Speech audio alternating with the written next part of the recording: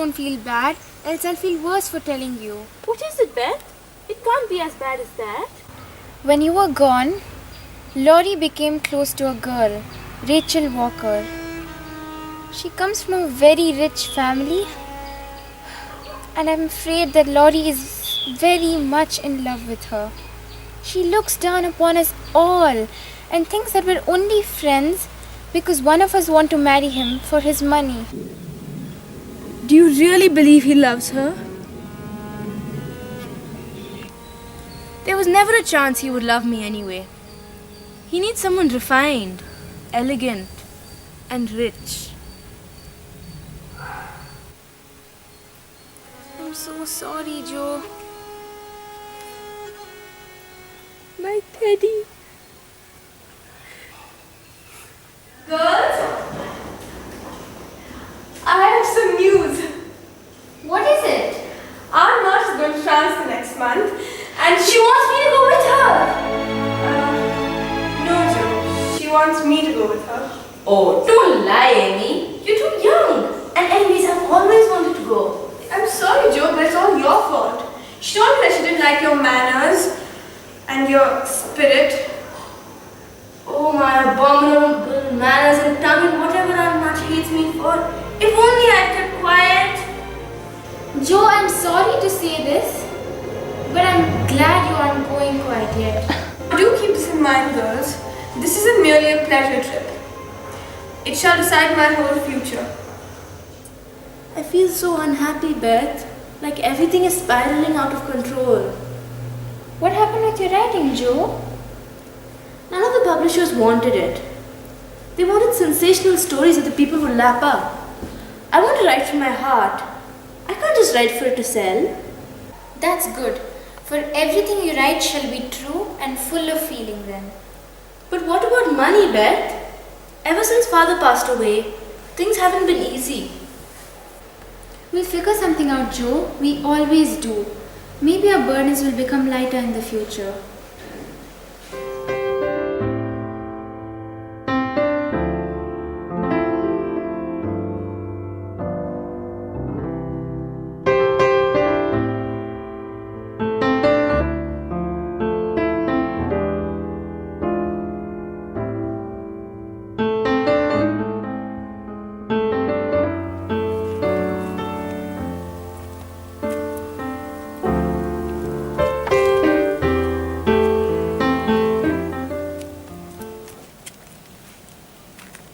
That's a beautiful painting, ma'am.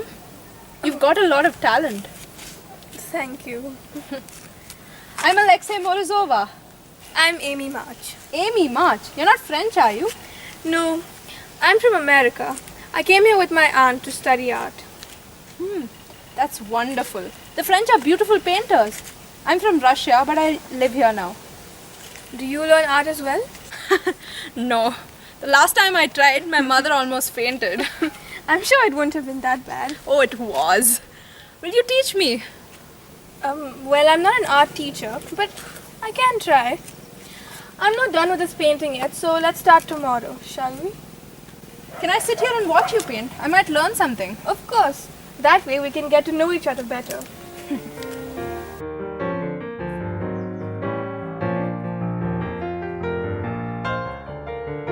Amy, dear, be ready before noon.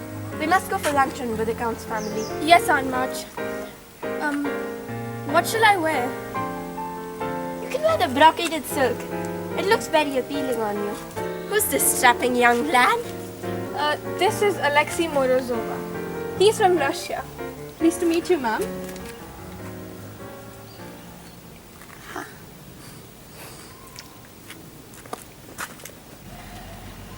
That's my aunt. She's a right old dear, though rather strict. You live with her then? No, but I do help her sometimes. She is an old lady after all. Yes, of course. Your family isn't here then? No, my mother lives in Massachusetts with two of my sisters. My older sister's married and, well, my father was killed in the war. I'm so sorry. That's all right. We barely met him for years and years. And I was very young when he left, you see.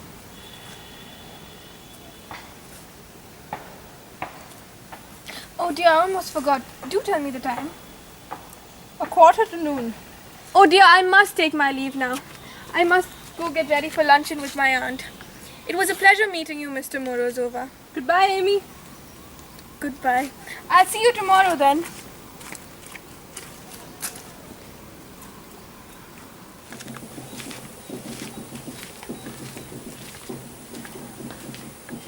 So tell me about your family, Alexei.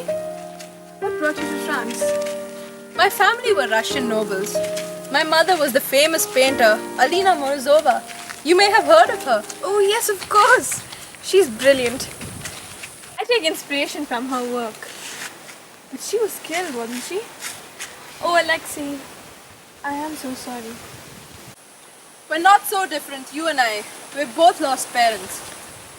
It's just that after my mother died, my father was driven mad by grief.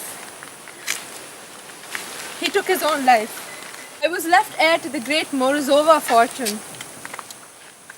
I then decided to come to France to start afresh, where no one would love me only for my money. Alexei, you never told me you were a Russian noble. How exciting. It feels like something out of a story that my sister Jo might write. Alexei dear, I'm so glad I met you. My life would have been so miserable without you. Amy dear, these weeks that we've spent together, they've been the happiest of my life.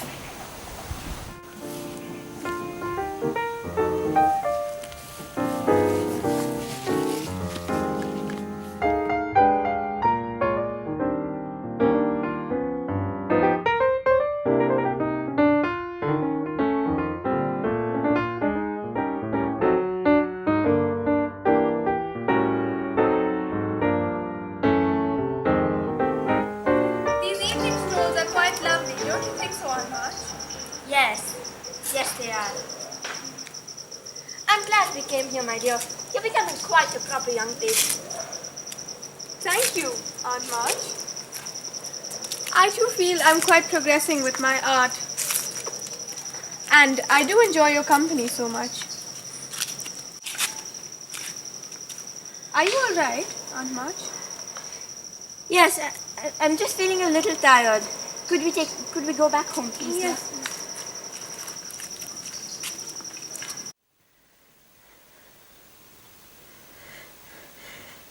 Amy, something's wrong. What is it? Are you sick? Do you need some water? Aunt March? Alexei, somebody! Quick! Aunt March! Aunt March, are you breathing? Please breathe! Aunt March! Breathe! Wait! Aunt March! Aunt March?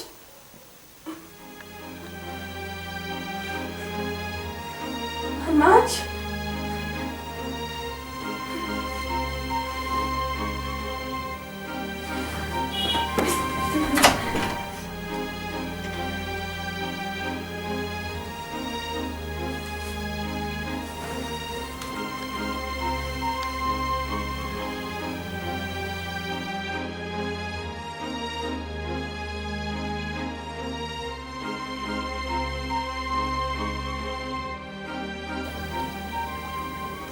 I mean to ask you something, Alexei. Tell me anything, Amy. Will you marry me? Amy, are you sure? You are the only person here for me. I don't know what I'd do without you. Then, yes, Amy, I'll marry you. I was going to ask you this myself. I'm truly in love with you. Then let's have our wedding next week. Next week? We won't have time for any preparations. Oh, having a fancy wedding is the last thing we should think about. Your love and trust is all I need.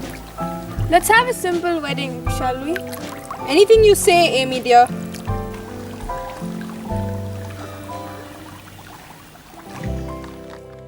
So that stupid girl asked you to marry her.